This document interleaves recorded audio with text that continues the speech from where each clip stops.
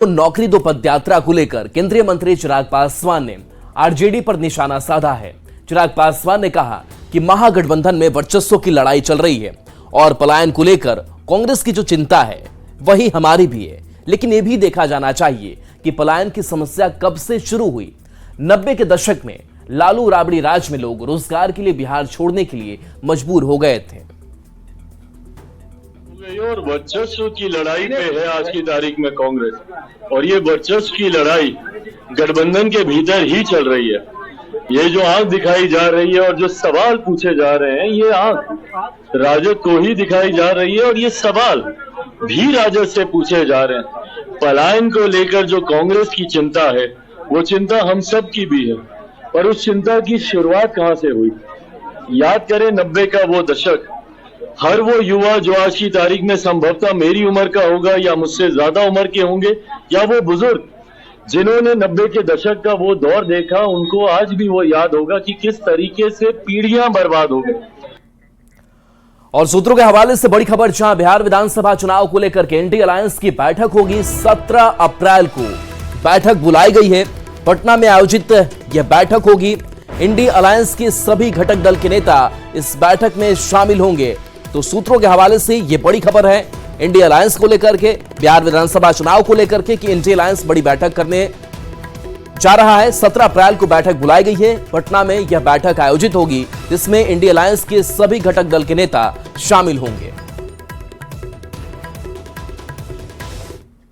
लखनऊ में इंदिरा गांधी प्रतिष्ठान में आयोजित सरस सलील भोजपुरी सिने अवार्ड्स 2025 में सुप्रसिद्ध लेखक मनोज भावुक को साल 2024 में प्रकाशित उनकी भोजपुरी पुस्तक भोजपुरी सिनेमा के संसार के लिए बेस्ट राइटर अवार्ड से सम्मानित किया गया।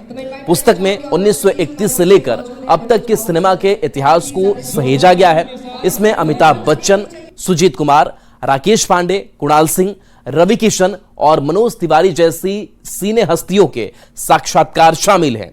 भोजपुरी सिनेमा की चुनौतियों, संभावनाओं, बिजनेस और भविष्य पर खुलकर इसमें लिखा गया है।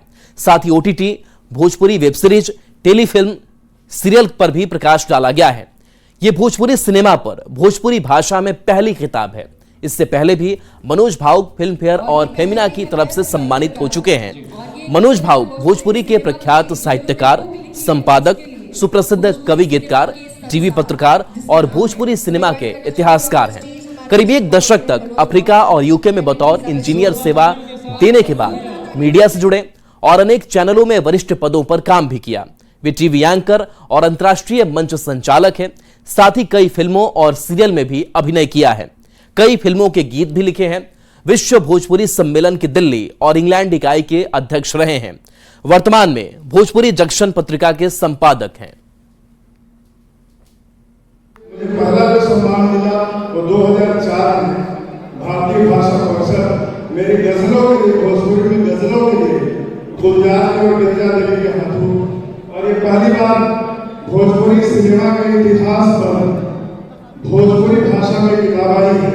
ये पहला खंड है 450 पेज का, और इसमें 1931 से लेकर अब तक के जर्नी है। पहली फिल्म बनी 1962 में, गंगा मैया जो है मेरे चढ़े हो, लेकिन इसमें 1931 से लेकर 62 तक हिंदी सिनेमा में भोजपुरी का प्रयोग कब और कैसे हुआ। और दानापुर में आरजेडी विधायक रेतलाल यादव के घर पुलिस और एसआईटी की टीम ने छापेमारी की। पुलिस ने रेतलाल के घर से 10,50,000 रुपए कैश बरामद किया है। साथ ही 77 लाख का ब्लैंक चेक भी बरामद किया है। पुलिस ने घर से जमीन संबंधित कागजात भी बरामद किया है। साथ ही 6 पेन ड्राइव और कई इलेक्ट्रॉनिक उपकरण भी मिले हैं। बिल्डर कुमार गौरव ने रेतलाल के खिलाफ खगौल थाने में एक लिखित आवेदन दिया था। आवेदन में विधायक और उसके सहयोगियों पर रंगदारी मांगने और जान से मारने की धमकी का आरोप लगाया गया था, जिसके बाद पुलिस ने एफआईआर दर्ज कर छापेमारी की। पुलिस ने रेतलाल यादव के लगभग 11 ठिकानों पर छापेमारी की है। खगौल थाना क्षेत्र के अंतर्गत एक आवेदक द्वारा एक आवेदन दिया गया था, जिसके आलोक में हम लोगों ने खगौल थाना क्षेत्र में एक एफआईआर भी रजिस्टर की थी। और उस एफआईआर में आवेदक द्वारा बड़े गंभीर आरोप लगाए गए थे कि इसमें जो विधायक हैं माननीय श्री रीतलाल यादव और उनके जो सहयोगी हैं उनके द्वारा जो आवेदक है उनके साथ रंगदारी मांगी जाती है।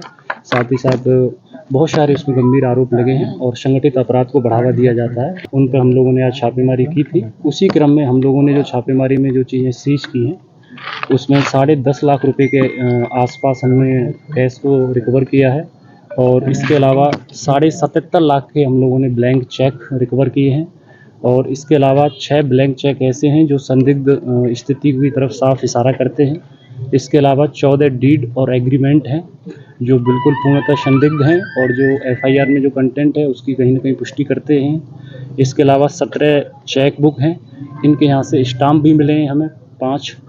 इसके अलावा 6 पेन ड्राइव हैं, एक वॉकी टॉकी भी मिला है और इसके अलावा अन्य लोगों के ऐसे हमें ज़मीन से संबंधित कागजात मिले हैं जो कहीं न कहीं जो फुर्जरी है या कूट रचित डॉक्यूमेंट जिसको कहते हैं। आरजेडी मेले के घर से कैश मिलने पर कई सवाल भी उठ रहे हैं कि रीतलाल यादव के घर पर इतना कैश कहां से आया। सवाल तो यह भी है कि क्या इतना कैश घर में रखने की अनुमति है और सवाल यह भी कि आखिर जो ब्लैंक चेक था वो किसे दिया जाना था। और चलिए न्यूज़ 18 बिहार झारखंड पर खबरें आपके लिए लगातार